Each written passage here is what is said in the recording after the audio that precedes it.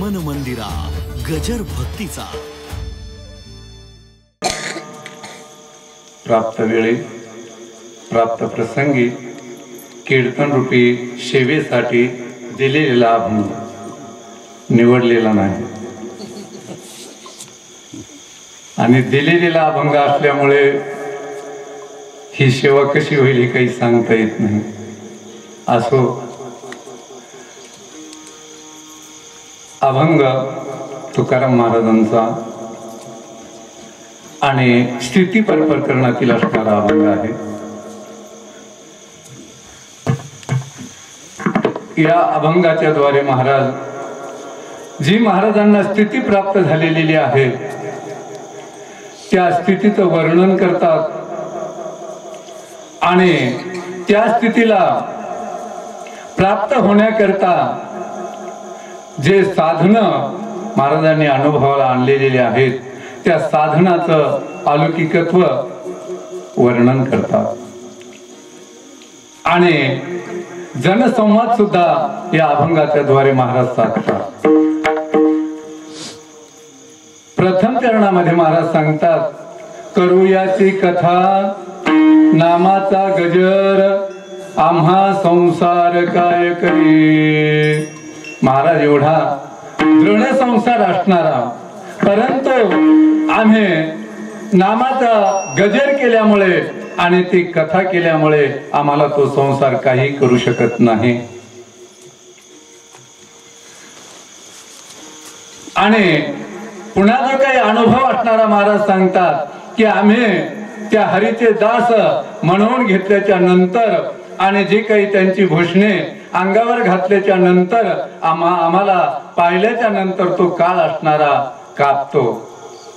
मनोहरीचे दास लेवती भूषणे कापे तया भेने कळी काळ। महाराज अशा अवस्थेला तुम्ही प्राप्त झाल्याच्या नंतर किंवा प्राप्त होत असताना तुम्हाला काही प्रतिबंध आडवे आले होते का? तर महाराज सांगतात मला कोणतेच प्रतिबंध आडवे आलेले नाहीत। ते अभंगाच्या तिसऱ्या चरणामध्ये सांगतात, आशा भय लाज आड नये चिंता आयशी तया सत्ता समर्थाचे। अशा प्रकारे ज्याचे आम्ही दास म्हणून घेतो त्यांची सत्ता अशी आहे त्या सत्तेमुळे जे काही प्रतिबंध असणारे ते आम्हाला आडवे येऊ शकत नाहीत असं तिसऱ्या चरणामध्ये सांगतात। महाराज अशा प्रकारे या स्थितीला प्राप्त झाल्याच्या नंतर जो काही उर्वरित असणारा तुमचा काळ असणारा तुम्ही आता कसा घालवणार? तर महाराज सांगतात, तुका म्हणे करू आयशियाचा संग जेणे नव्हे भंग चिंतनाचा। आम्ही आता अशाची संगत करू की जे काही परमात्म्याचं चिंतन करायचं याच्यामध्ये आम्हाला कोणताच अडथळा येणार नाही अशाची आम्ही संगत करू। आणि पुन्हा महाराज म्हणतात, मनोहरीचे दास लेवती भूषणे कापे तया भेने कळी काळ। विठाल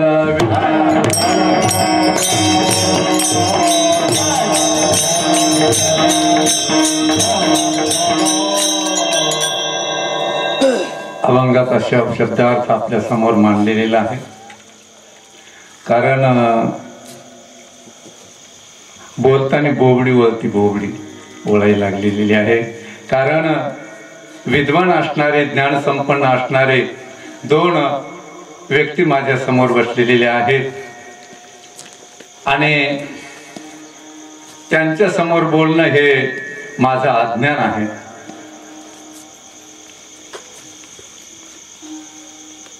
आपण जर विचार केला अशा पवित्र भूमीमध्ये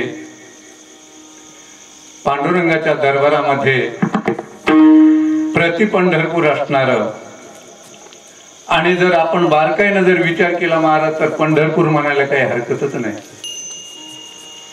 कारण पंढरपूर तीर्थक्षेत्र आहे, चंद्रभागाई तीर्थ आहे, पुंडलिकराया संत आहेत आणि पांडुरंग परमात्मा आहे।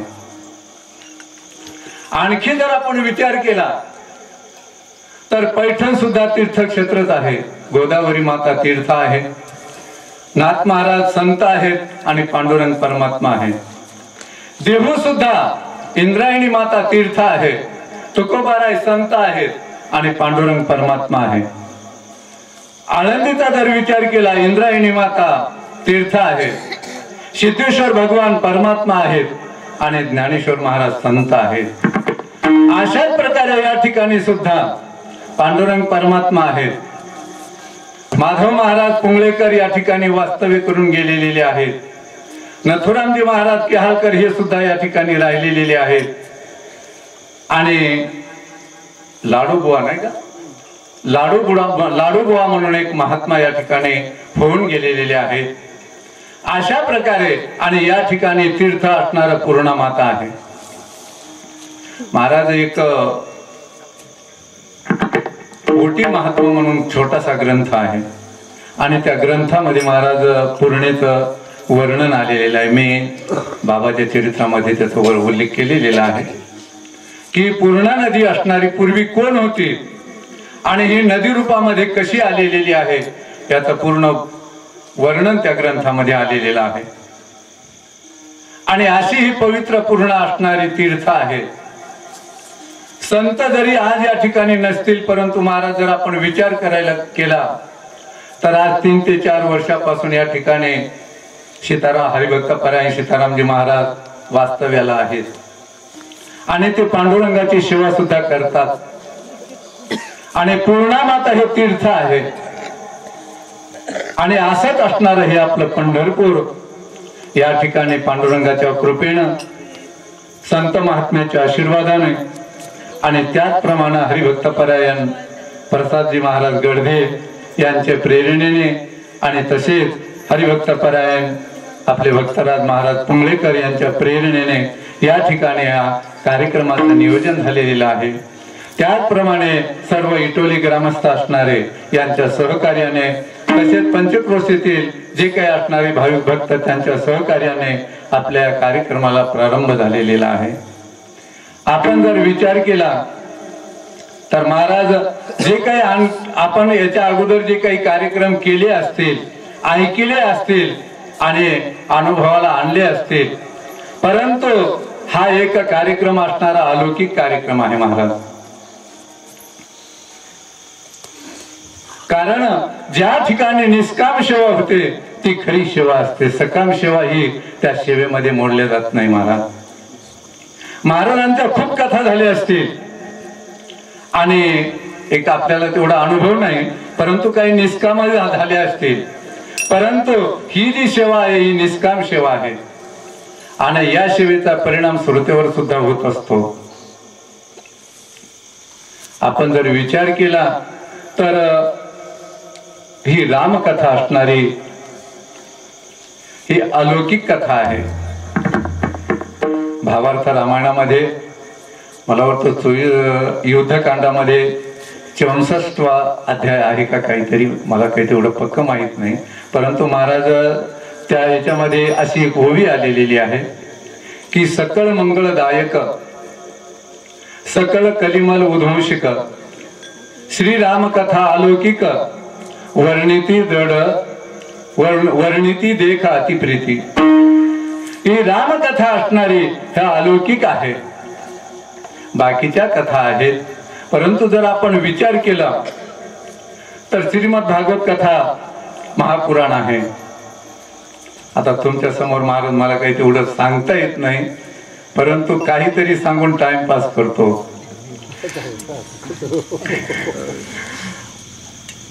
श्रीमद भागवत ग्रंथ महापुराण आहे, परंतु अगोदर कर्तव्य केलेलं आहे आणि नंतर त्या कथा झालेल्या आहेत. मग काही निषिद्ध कर्म केलेले असतील तर त्यांच्या तशाच त्या प्रकारे कथा झालेल्या असतील. काही विहित कर्म केले असतील तरी त्याचप्रमाणे कथा झालेल्या असतील.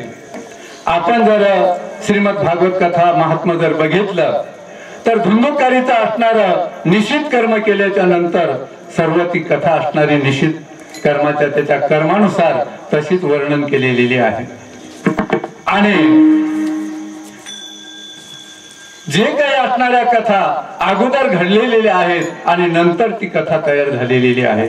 आपण बघितलं तर परमात्म्यानं वराह अवतार धारण केला, रसातळावरून प्रथम आणले, हिरण्यक्षाचा वध केला आणि त्याच्यानंतर महाराज पुराणामध्ये कथा आली. परंतु श्रीराम कथा ही अलौकिक आहे.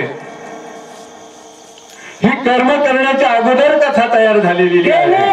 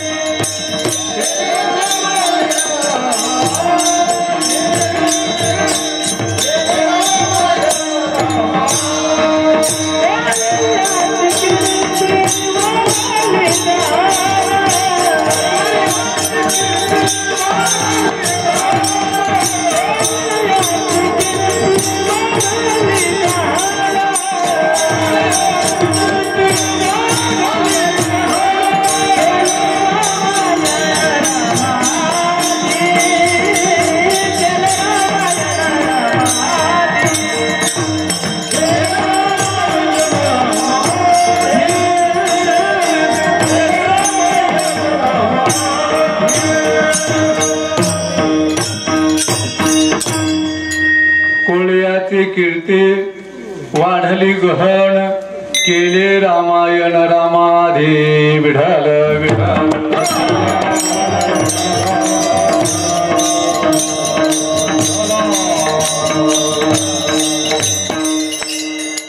आपण जर विचार केला तर महाराज श्रीमद भागवत महापुराण अगोदर का रामकथा अगोदर?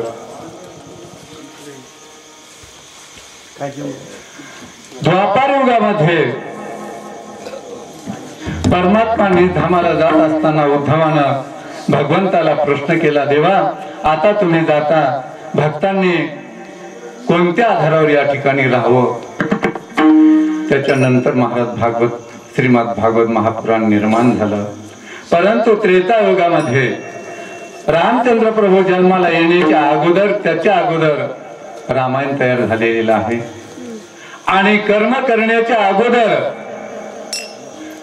जी रामकथा आहे ती तयार झालेली आहे, लिहिलेली आहे.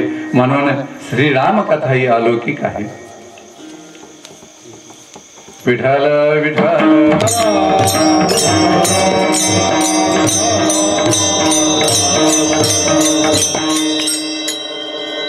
आपण जर विचार केला तर लौकिक काय आणि अलौकिक काय?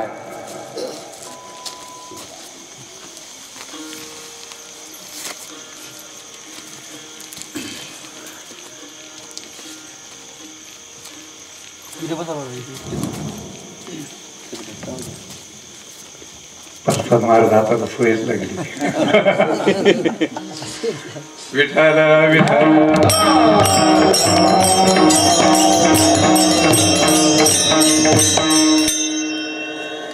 लौकिक काय आहे आणि अलौकिक काय आहे? जोपर्यंत लौकिक काय आहे आणि अलौकिक काय आहे, जोपर्यंत हे आपल्या लक्षात येत नाही तोपर्यंत आपल्याला थोडं कळणं कठीण आहे. जे लौकिक आहे ते सामान्य जे काही असणारे जीव, त्या जीवांना कळत असतो, त्यांना लौकिक म्हणावं. ज्यांच्यावर पंचमहाभूताची सत्ता आहे हे लौकिक आहे.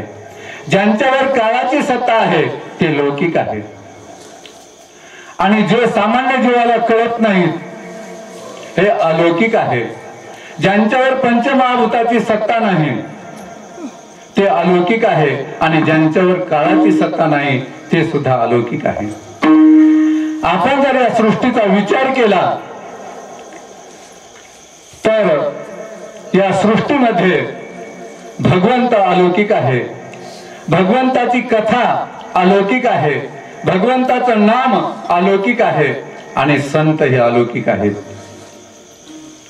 आपण जर प्रत्येकाचा जर विचार केला तर भगवंत असणारा तुम्हा आम्हाला कळाला का? जर कळाला असता तर महाराज म्हटले नसते विठ्ठल विठ्ठल.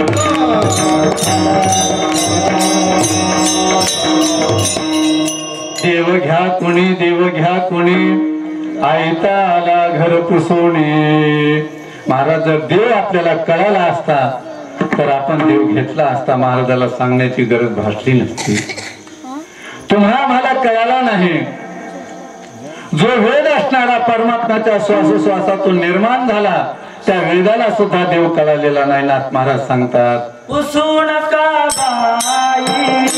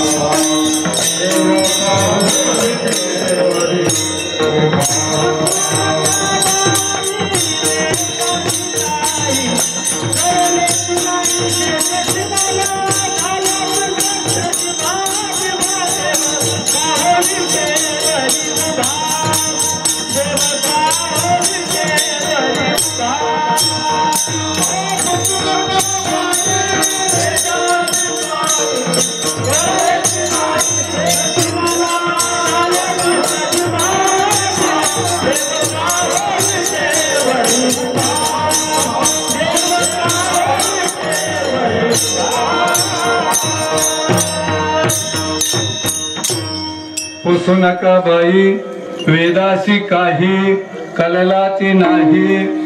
शस्त्र शिनला झाल्या शस्त्र जिभा जिभा का हो देव विटेवरी उभा उभा.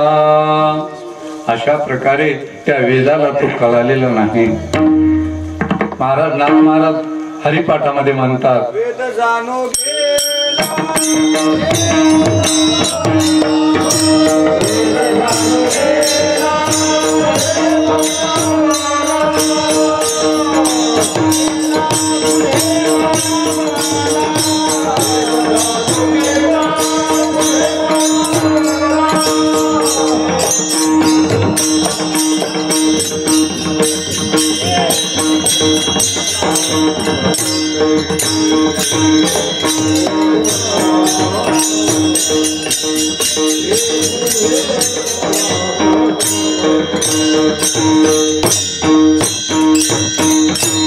वेद जाणू गेला पुढे मौनावला हे गुह्य तुझला प्राप्त कैचे. वेदाला तो परमात्मा कळाला नाही म्हणून अलौकिक परमात्मा आहे.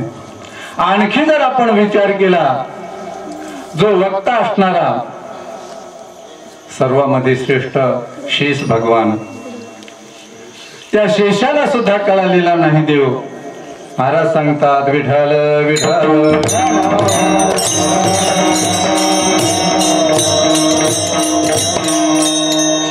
मुखाचा वर्णिता भागला हर्षे जया झाला तेने सुखे. अशा प्रकारे त्या शेषाला सुद्धा तो कळालेला नाही म्हणून परमात्मा अलौकिक आहे. महाराज जर आपण विचार केला तर इंद्राला सुद्धा कळाला नाही. इंद्राला जर परमात्मा कळाला असता तर शिळेचा पाऊस पाडला नसता. ब्रह्मदेवाला सुद्धा कळाला नाही. ब्रह्मदेवाला जर कळाला असता तर महाराज सांगतात, कौतुक पाहावया माव ब्रह्म्याने केली. ही माव केली असती का महाराज? गायी गोपाळ वस्ती चोरून नेली असते का ब्रह्मदेवानं? त्याला सुद्धा तो कळालेला नाही.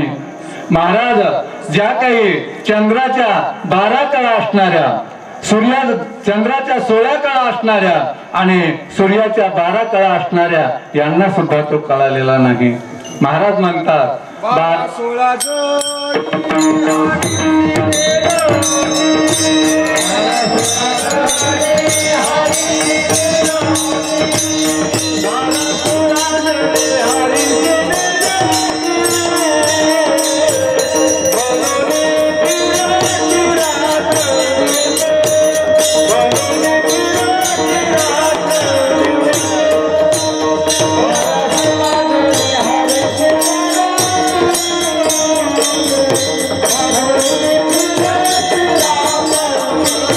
Oh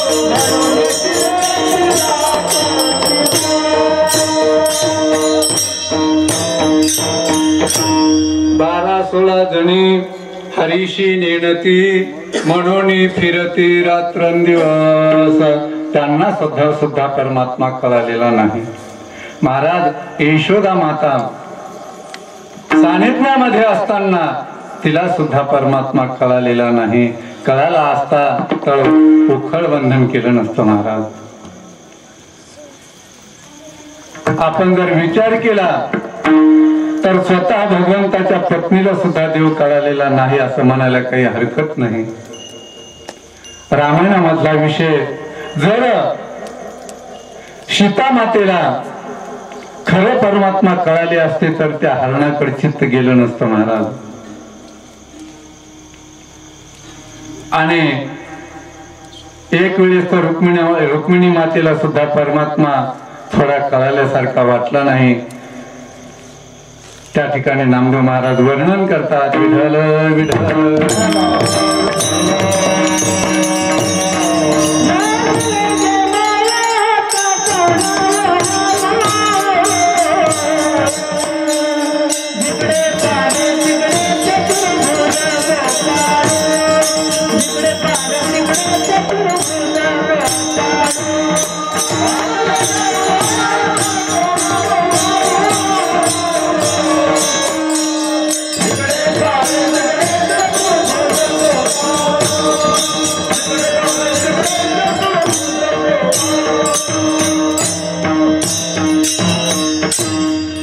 लाजले गे मायाता कवनाव वाळू, जिकडे पावे तिकडे चतुर्भुज गोपाळू. अशा प्रकारे त्यावेळेस नामदेव महाराजांनी खूण सांगितले. त्यावेळेस रुक्मिणी मातेला भगवान त्या ठिकाणी कळालेले आहे. महाराज सांगतात, गळा वैजयंती श्री वचलांछन विष्णुदास नामायणे दाविले कोण. महाराज अशांना तो परमात्मा कळालेला नाही. माऊली म्हणतात, केवी जीव जंतोषी केवी काळे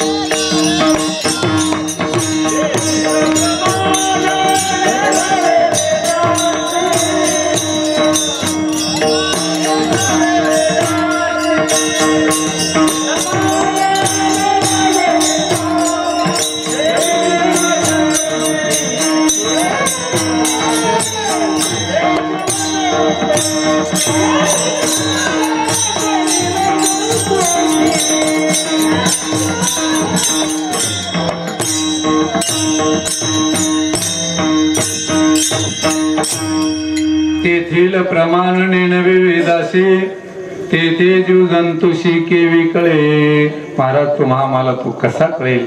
असा परमात्मा कळालेला नाही म्हणून अलौकिक आहे. परमात्म्याचं नाम असणार अलौकिक आहे. परमात्म्याचं नाम तुम्हा आम्हाला जर कळालं असतं तर महाराज आपल्याला हात जोडून म्हटले नसते, विठ्ठल विठ्ठल.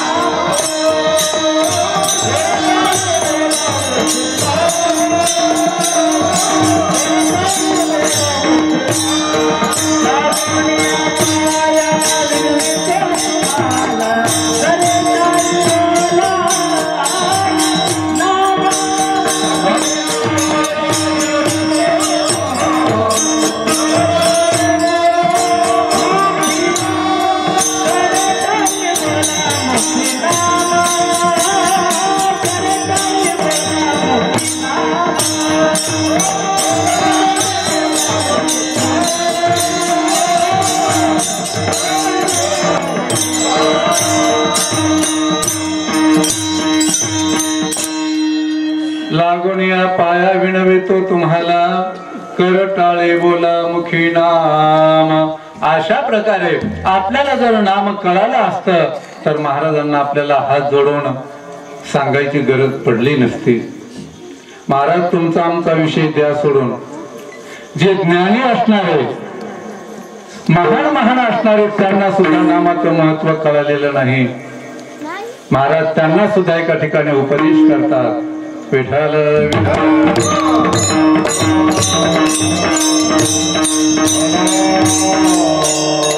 श्रुती पाहते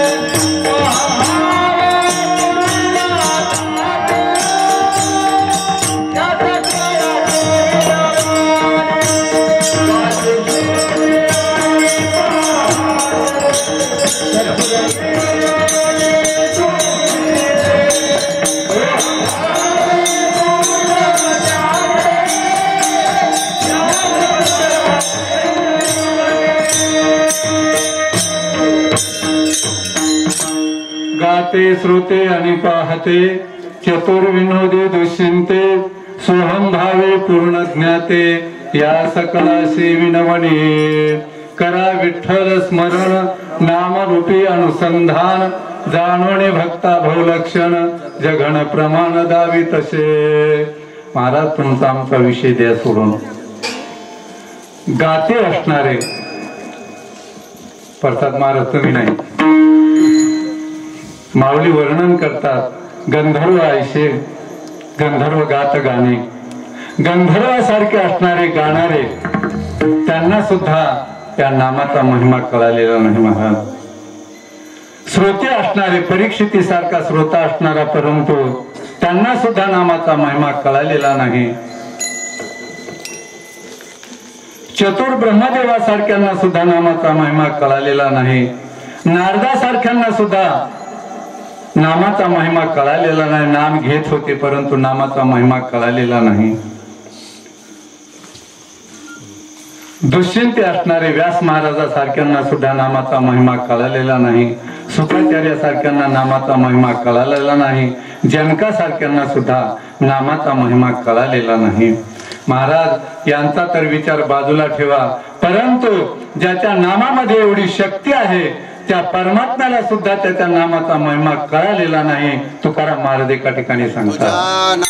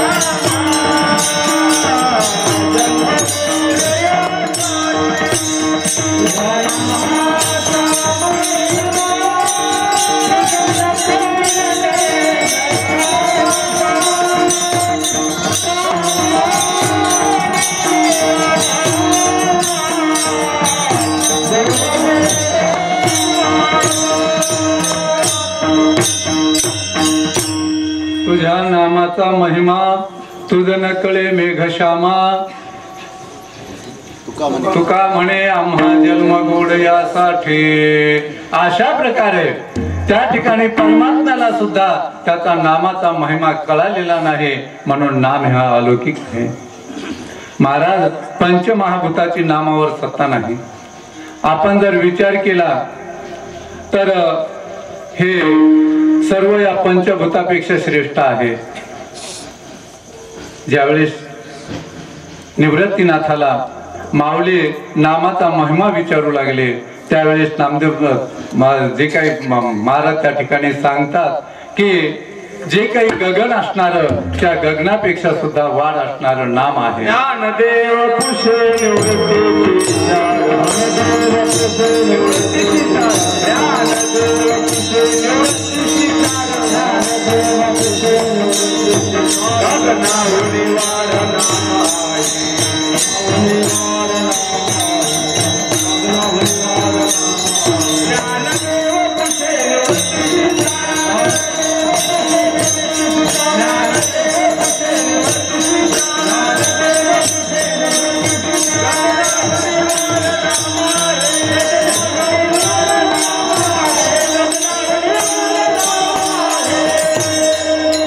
ज्ञानदेव पुष्य निवृत्तीशी चाड गगनावणी वाढ नाम आहे.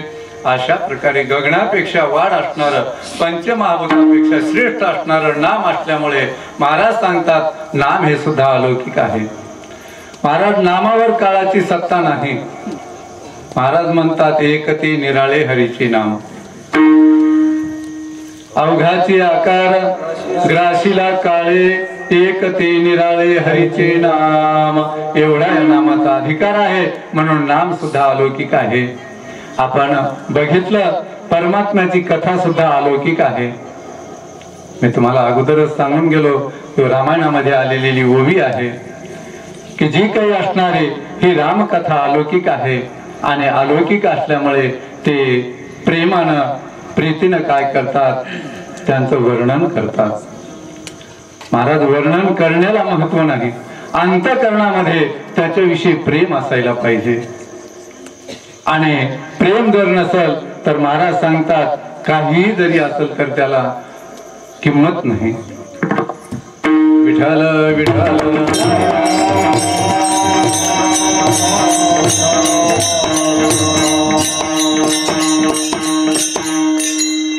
आणि अशा प्रकारे संत असणारे अलौकिक आहेत. संताचा महिमा सुद्धा तुम्हा मला कळालेला नाही. जर कळाला असता तर महाराज माऊलीच्या झोळीमध्ये शेण टाकलं नसतं. विठ्ठल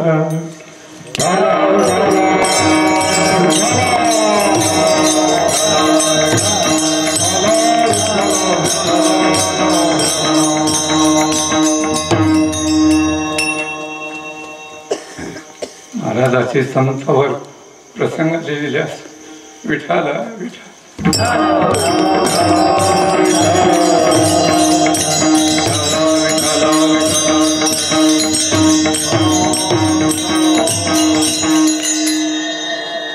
जर संत कळाले असते तर प्रसाद महाराज नथुराम बाबाच्या अंगावरली कपडे लोकांनी काढून घेतली नसती. आमच्या इथला प्रसंग आहे. महाराज बाबाला पंढरपुराहून कीर्तना करता आमच्या गावामध्ये आणलं. बाबा रात्रीच्या 8 वाजता या ठिकाणी आले आणि बाबाचं कीर्तन त्या ठिकाणी होऊ दिलं नाही. बाबा स्वतः मनानं म्हणले विठ्ठल चलो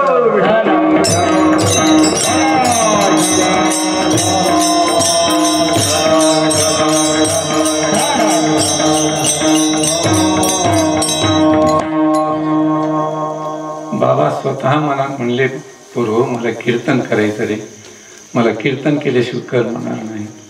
महाराज आम्ही उघड्या जागेमध्ये महाराज कीर्तन केलं. अलौकिक संतास विठ्ठल चलो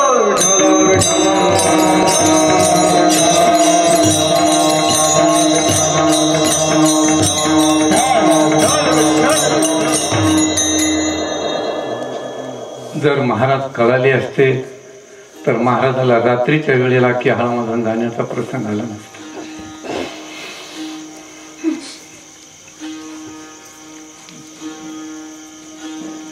असे संत आपल्याला कळत नाहीत म्हणून संत अलौकिक आहे. संतावर काळाची सुद्धा सत्ता नाही.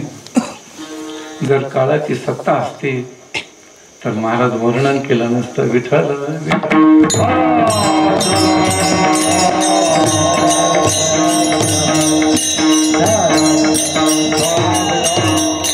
प्रयाण काळी देवी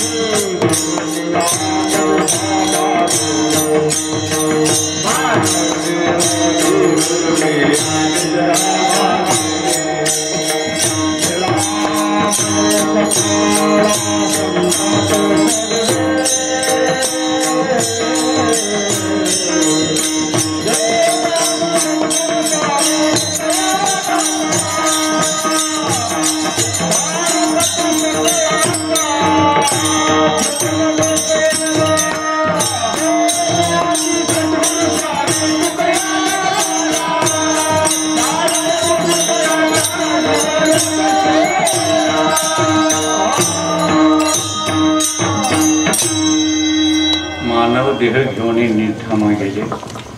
जर पंचमहाभूताची सत्ता असती तर तुकाराम महाराजाला देह नेता आला नसता. म्हणून संत हे अलौकिक आहे. संतावर काळाची सुद्धा सत्ता नाही.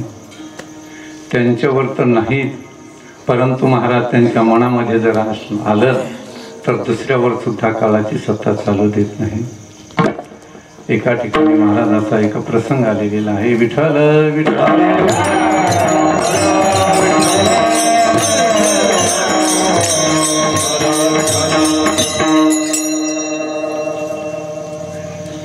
कबीर महाराजांचा मुलगा कमाल असणारा,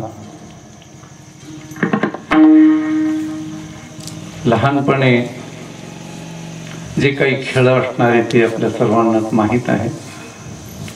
गोट्याचा खेळ होता. गोट्या खेळत होते मित्राबरोबर. एका मित्रावर राज आलं. महाराज दिवस माळवत आहे, सायंकाळची वेळ आहे. कमाल असणारा त्या मुलाला राज दिल्याशिवाय जाऊ द्यायला तयार नाही घराकडे. त्या मुलाची आई आली आणि सांगितलं, कमाला तू काय कर, उद्या माझ्या मुलाकडून राज घे, पण आता त्या जेवणाची त्याला भूक लागलेली आहे, त्याला घराकडे येऊ दे. त्यावेळेस सांगितलं की मी उद्या सकाळी राज घेतल्याशिवाय सोडणार नाही. आणि हो म्हणून त्या मातोश्रीनं आपला मुलगा घरी नेला. घरी नेल्याच्या नंतर जेवू घातलं. झोपी गेला मुलगा. महाराज प्रारब्ध कठीण असतं. रात्री अचानक तो मुलगा मृत्यू पावला. मृत्यू पावल्याच्या नंतर ती बाई ओक्सा बोक्सा रडत होती. सकाळी कमाल उठला आणि त्या बाईच्या दारामध्ये जाऊन म्हणू लागला, मावशी तुझा मुलगा कुठे, मला राज घ्यायचं. सांगितलं, बाबा माझा मुलगा काळानं नेला. सांगितलं, जोपर्यंत माझं राज फिटत नाही तोपर्यंत त्या काळाच्या बापाची सुद्धा सत्ता चालणार नाही. आणि जर तुझा मुलगा नेला असेल तर मी या गोटीनं त्याचे दात पाडेन. महाराजाचं म्हणच्या बरोबर मुलगा जिवंत झाला. एवढी सत्ता संतामध्ये असते. आपण सर्वांनाच माहीत आहे, सच्चिदानंद बाबा काळानं घेऊन गेलेले, परंतु माऊलीनं पुन्हा त्यांना जिवंत केलं. एवढं सामर्थ्य संतामध्ये असतं. म्हणून काळाची सत्ता संतावर नाही. म्हणून संत सुद्धा अलौकिक आहेत. विठ्ठल विठ्ठल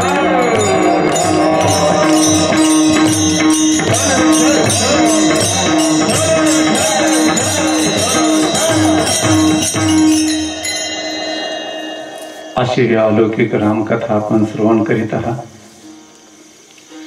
आणि सर्व भाग्यवान आहात. तुमच्या सर्वांच्या चरणी मी माझा देह समर्पित केला तरी तुमच्या उपकाराची फेड माझ्यानं होणार नाही. आणि या ठिकाणी माझा अधिकार सुद्धा कंबर बांधण्याचा नाही, परंतु महाराज माऊलीने एक ओवी खर्च केलेली आहे.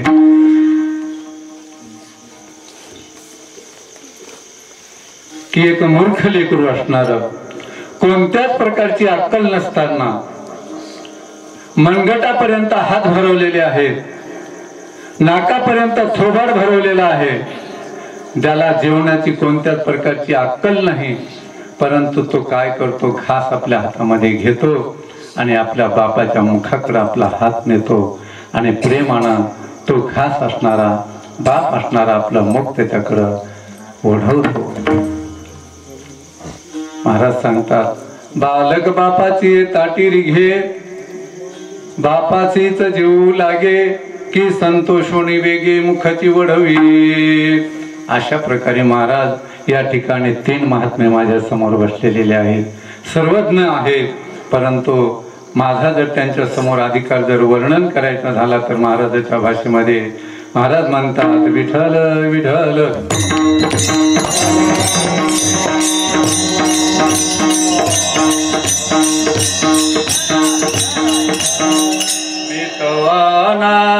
अनंत पराधी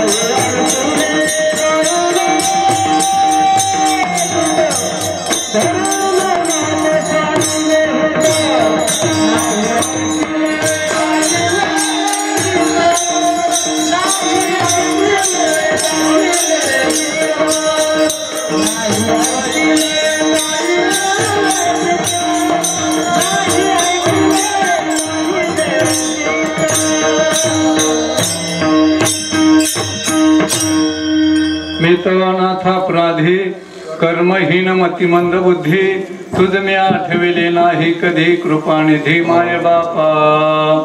अशा प्रकारे माझा अधिकार आहे, परंतु जरी शिक्षक श्रेष्ठ असतील परंतु त्यांच्या समोर पेपर सोडवणं हे त्या विद्यार्थ्याचं कर्तव्य असतं. आणि महाराज या ठिकाणी अभंग सुद्धा मनावर नाही, अभंग सुद्धा दिलेला आहे आणि विद्वान असणारे समोर बसलेले आहेत. ही एक परीक्षा आहे. असो, तुमच्या सर्व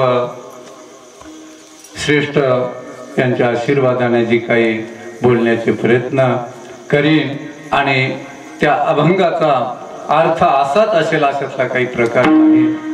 मी काही कुठं शिकायला गेलेलो नाही, तुम्हाला सर्वांनाच माहीत आहे. कोणत्याच प्रकारचं ज्ञान नाही. प्रसाद महाराज एक वेळेस आश्रमावर पांडुरंगबा समगेकरांचं कीर्तन झालं होतं आणि पांडुरंग महाराजांनी सांगितलं की ज्याला अभंगाचे शेडलिंग कळतात ना त्यानंच कंबर बांधावी. आता महाराज त्यावेळेस काहीच कल्पना नव्हती. शाळेमध्ये व्याकरण सोडव जे काही शिकवित होते त्यावेळेस 3 लिंग माहित होते आणि महाराज म्हणतात शेडलिंग. कारण अल्पज्ञान असल्यामुळे माणसाला संशय निर्माण होतो. आता या ठिकाणी उपक्रम काय आहे, उपसंहार काय आहे, अभ्यास काय आहे याच जर आपल्याला ज्ञान नाही तर महाराज एक अज्ञानामध्ये मनुष्याला खूप कष्ट सहन करावे लागतात याच्याविषयी दृष्टांत आलेला आहे. अज्ञान लपविल्यामुळे मनुष्याला किती त्रास सहन करावा लागतो सर्वांनाच माहीत असणारा दृष्टांत आहे. मी घेणार या ठिकाणी सांगणार नाही कारण महाराजांचे शब्द विठ्ठल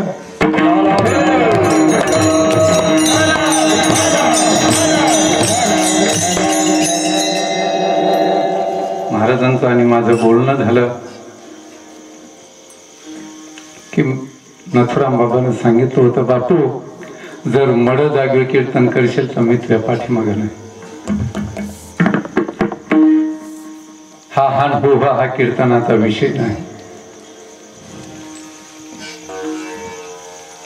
सर्वांनाच परिचयाचा दृष्टांत आहे. रात आंधळा असलेला जावाई सासरवाडीला जातो. त्या ठिकाणी आपलं रात आंधळा असणं त्या ठिकाणी तो लपून ठेवण्याचे प्रयत्न करतो. महाराज त्याला किती कष्ट सहन करावे लागतात हे सर्वांनाच माहीत आहे. त्याप्रमाणे मी माझं अज्ञान लपविण्याचे प्रयत्न केले. महाराजांनी मला कीर्तन दिलं परंतु मी महाराजाला म्हटलो नाही. मला कल्पना नव्हती तुमच्यासारखे व्यक्ती माझ्या समोर येऊन बसतील म्हणून. मला वाटलं महाराजलं कीर्तन आहे आणि या ठिकाणी कोण येणार आहे. विठ्ठल विठ्ठल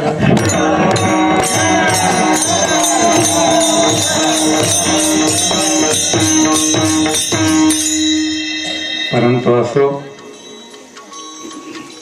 एक दिवस महाराजांनी मला अभंग दिला. त्याच दिवशी तुम्हाला खरी कंडिशन सांगतो.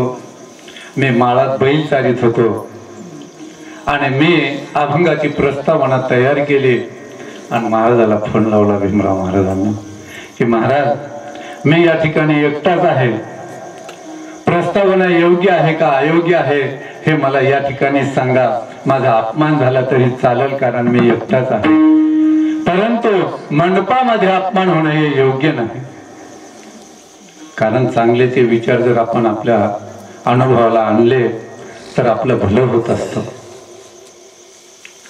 आणि मी महाराजांना प्रस्तावना त्या ठिकाणी फोनवर आम्ही काही समोरासमोर नव्हतो तर महाराजांनी मला सांगितलं महाराज योग्य आहे. मग आता ती योग्य आहे का अयोग्य आहे ते आता तुम्हाला माहीत आणि महाराजांना माहीत. परंतु योग्य असल्यामुळं मी तुमच्या समोर मांडण्याचे प्रयत्न करीत आहे. विठ्ठल विठ्ठल